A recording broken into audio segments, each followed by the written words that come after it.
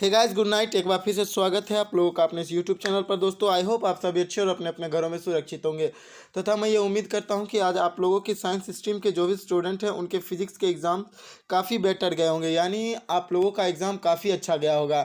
अब बात कर लेता हूँ आप लोगों ने कौन कौन से क्वेश्चन PDF से पढ़े होंगे जो वहाँ पर आए थे, और आप लोगों को कौन कौन से क्वेश्चन कल के बोर्ड में पढ़ने हैं। अगर आप एक बार PDF मात्र 120 क्वेश्चन पढ़ के जाओगे तो मेक श्योर 100% आपसे 10 short question and long question बन जाएंगे। तो वही आज के प्रूफ के बारे में हम लोग बात करेंगे कि आप लोगों का एग्जाम कैसे गया था और आप लोग कितने मार्क्स गेस कर सकते हो, गेट कर सकते हो। कमेंट में ज़रूर बताना गाइज। और आपके एग्जाम में आज कितने सही ऑब्जेक्टिव तो सारे मिले ही मिले थे। अब बात कर लेते हैं सब्जेक्टिव के बारे में। तो टोटल 10 क्वेश्चन, हालांकि यहाँ पे 15 क्वेश्चन जो थे वो आपके सिलेबस से थे, जो मैंने PDF दिया था उससे थे, लेकिन यहाँ पे 30 क्वेश्चन मैंने 13 क्वेश्चन निकाल लिए।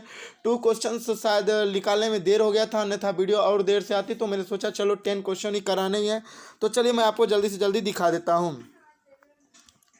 सबसे पहला क्वेश्चन था आप लोगों के ये PDF में अवेलेबल था, इसलिए मैंने बार बार कहा था कि आप लोग PDF ले लो। मेक श्योर आप लोग PDF ले लो, और अभी भी नहीं लिए हो तो ले लो। केमिस्ट्री एंड जो भी स्ट्रीम्स बचे हैं आपके उसके ले लो। 100% वहाँ से क्वेश्चन आएंगे। तो पहला क्वेश्चन मैं 100% प्रूफ में दिखाऊंगा। पहला क्वेश्चन था बीटा किरण के 2 गुण। दूसरा क्वेश्चन था N प्रकार के अर्धचालक को समझाएं। और ये क्वेश्चन तो नहीं आए थे, लेकिन ये क्वेश्चन जरूर है कि नेत्र की संवेदन क्षमता से आप क्या समझते हैं। तो आइए आपको सबसे पहले, ये सारे क्वेश्चन थे जो वहाँ पे आ चुके थे, तो क्यों ना आप लोगों को एक बार आंसर दिखा लूँ जल्दी से जल्दी। तो चलिए सबसे पहले ये क्वेश्चन जो थे आपके वो, अब उसके बाद आंसर। तो सबसे पहला क्वेश्चन था कि बीटा किरणों के 2 गुणों को लिखें। तो आइए आपको क्वेश्चन में दिखा देता हूँ। ये है वो बीटा किरण, आपके अल्फा किरणों के 2 गुण एंड बीटा किरणों के 2 गुण। ये 2 क्वेश्चन आपको लिखाने थे। PDF में ऑलमोस्ट अवेलेबल थे, इसीलिए मैंने बोला था कि मोस्ट ऑफ बच्चे आप PDF ले लीजिए। और जिन्होंने PDF लिखा है वो उनका ग्रुप में भी अब तक थैंक यू आ चुका है, तो धन्यवाद सारे। अगला एग्जाम भी आप लोगों का अच्छा जाएगा। अगला क्वेश्चन है कि N प्रकार के अर्धचालक को समझाएं। N प्रकार के अर्धचालक को समझाएं। तो आइए मैं आपको इसको आंसर दिखा देता हूँ।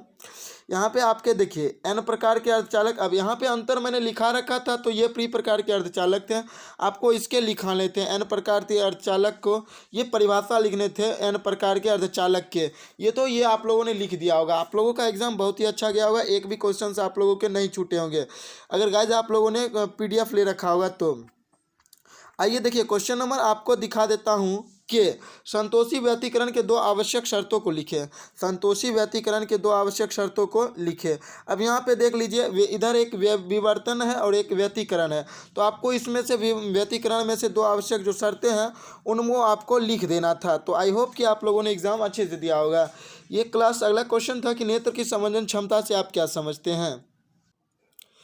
तो गाइज नेत्र की संवेदन क्षमता आप लोग ऑलमोस्ट पीछे भी पढ़ चुके थे क्लास 10th में भी, लेकिन यहाँ भी मैंने इसे इंक्लूड किया था। तो आइए आपको दिखा देता हूँ नेत्र की संवेदन क्षमता।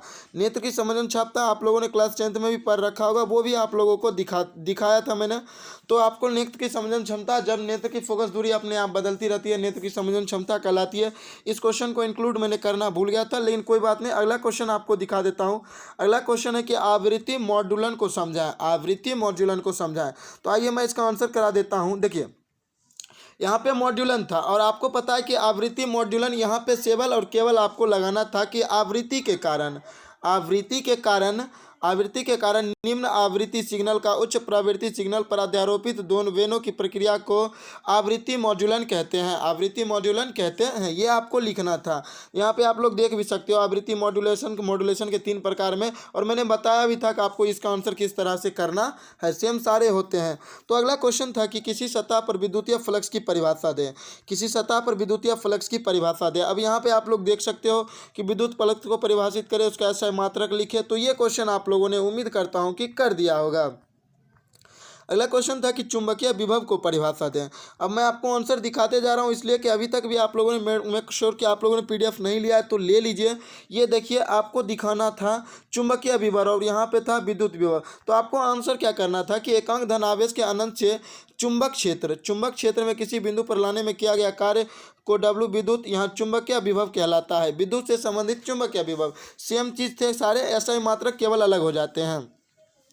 आपको बताना था कि अर्धचालक से आप क्या समझते हैं गाइज। तो यहाँ पे मैंने लिखा रखा था, ये देखिए आप लोगों का, कि अर्धचालक वैसा पदार्थ जिसमें यहाँ पे अर्धचालक का परिभाषा था।